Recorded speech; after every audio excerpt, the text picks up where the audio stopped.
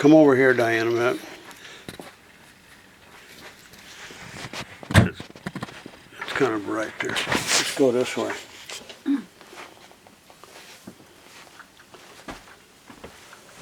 You put this shade down. Grab the camera. Oh, never mind. I got it. Just sit it down right here. And see if you see me in it. Over here. You got to look in that screen and see if you see me. Look. Yeah, I see you.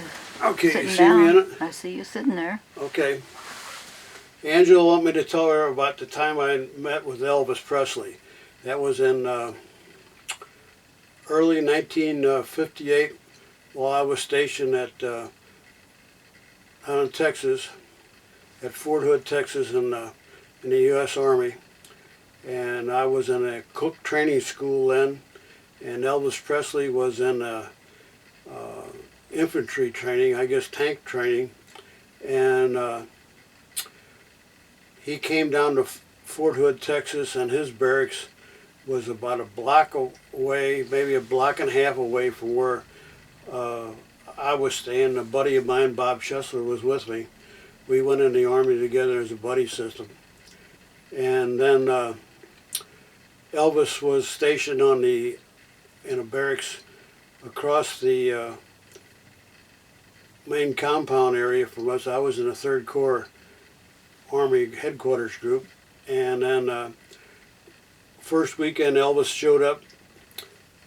All the young women from around Killeen and the surrounding area showed up to see if they could find Elvis on a Sunday afternoon. They were riding around.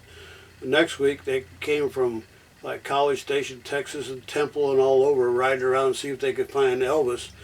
And our back of our barracks was right on the main drag across from the ballpark and across the street from the main movie theater and phone center and PX area. And so the following week, I think it was, Bob and I decided we'd walk over to meet up with Elvis. Well, we walked in there and found his barracks, and we went in, said hello to him and talked to him for a while, and he gave us autographs. Bob and I both autographs, and I no longer have them. They've since disappeared. And then a few days later, we went back over and said hello to him again. He was on the 2nd floor of the barracks, and he was sitting on his bunk cleaning his rifle.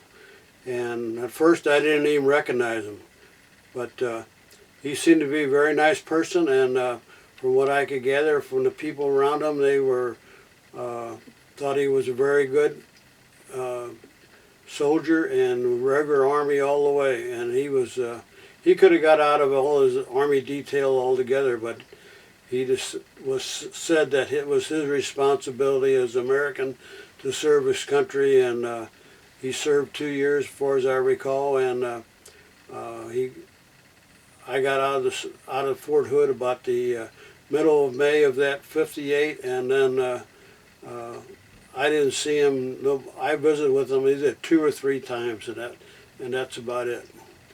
That was in Fort Hood, Texas. You want to turn that off, Diane?